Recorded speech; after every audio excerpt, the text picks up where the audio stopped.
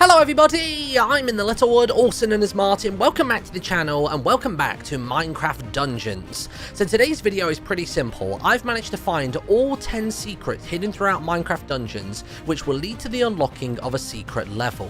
So, before you can go hunting for these, you need to have completed the game at least once on the lowest difficulty to unlock the second difficulty known as Adventure Mode. The secrets just don't work otherwise, it's as simple as that. So now you're in Adventure Mode, head to the church in the lobby. The way to get to this is to go past the house which is on the right hand side of the lobby, you go over the spring pad pistons and you'll come across a broken nether portal which I'm pretty sure is for future DLC content.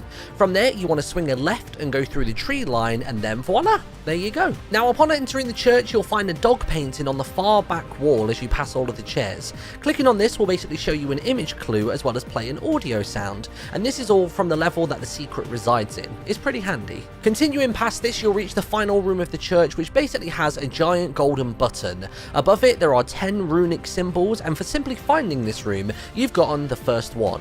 Now before I show you where these 9 secrets are, I really think you'd be missing out on the experience of finding them for yourselves, and I do have one massive tip that will make it way easier if you want to give it a go. And it's actually really simple. We noticed that just about every single room that had a secret hiding within it actually stayed the same orientation every single time you play through the level.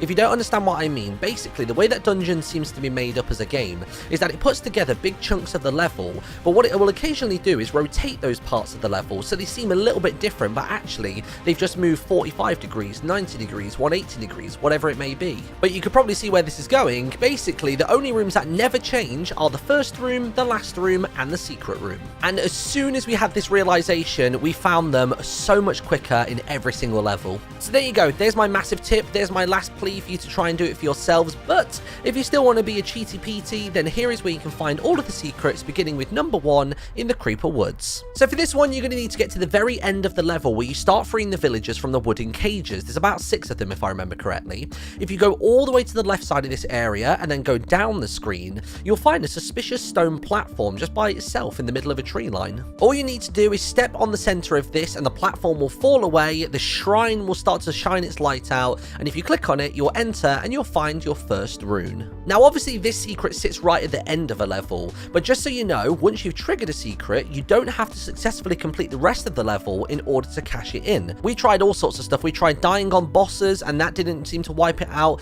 and even literally hitting the pause menu, pressing back to camp, also didn't get rid of it, so that's great. Anyway, let's move on to secret number 2 in Pumpkin Pastures. So during the course of this level, there's a very distinctive stone castle wall. It has a couple of arches at the top of it, and not only do you get loot by rolling across the valley to reach the base of it where the grass is, but if you go across the top of this wall, you'll notice that there's some slightly miscolored bricks at the end there by one of the towers. Right by that, behind some wooden crates, you can see just a little corner of a switch. Give that a press, the wall opens, the rune is yours. Secret number 3, Soggy Swamp.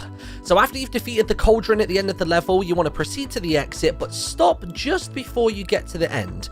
On the top right side of the screen, there is a giant tower. At the base of it, there's a bunch of mushrooms, and among those mushrooms, you can find a secret switch. Give it a press, the mountain in front of you will open up, and the next rune is yours. Secret number 4. Cacti Canyon. So there's a portion of this level where you need to defeat groups of enemies in order to acquire both a blue key and a yellow key.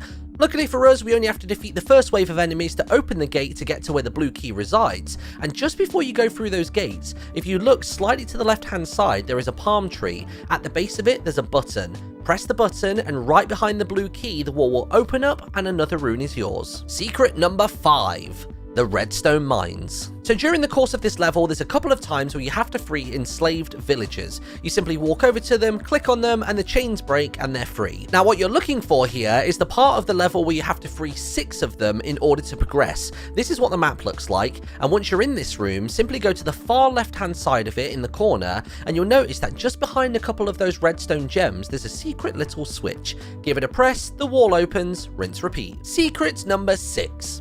The Desert Temple. This was maybe one of the easiest to find simply because the church dog picture actually gave us an image of both a golden key and some cracked sandy floor, and it really is as simple as that. As soon as you pick up that key and the wall behind you closes and the wall to the next room opens, go through into there, and in the top corner of that room there is a lever on the wall. Pull it down, the shrine reveals itself, and another rune is yours. Secret number 7.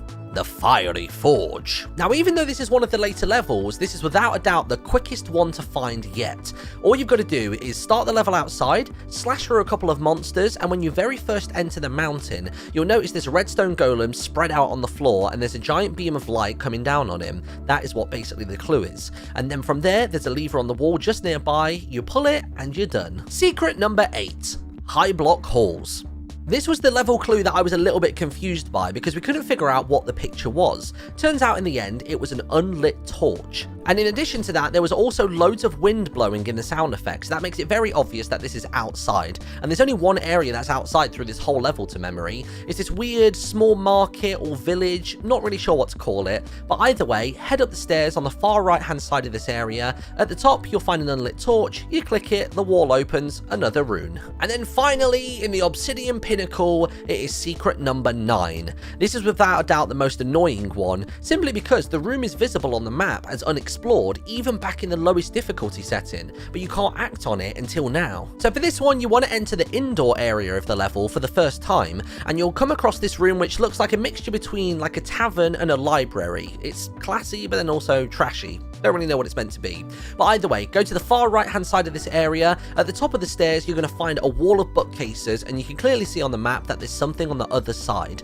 Click on one of the books, the wall opens, and it's yours. But what's weird about this one is it doesn't actually take you to a crazy purple dimension of mist in order to collect the final rune. Instead, you actually get some bonus loot in 2 chests. So there you have it. You found all the secrets. Now head back to the church, press the golden button, and all of the rune symbols will light up and the wall will open. Step through, claim your prize of the secret level and some extra goodies as well, and I hope this information was helpful. If it was, then be sure to leave a like on the video. Have a wonderful day. Let me know if there's any Minecraft content you want to see me playing at the moment. We recently played through the Minecraft Harry Potter map from the Flu Network. I've been doing some 3D modeling on stream, creating the Arc Illager in 3D. That was pretty fun. But yeah, let me know down below, and I'll see you in a bit. Ta-ra.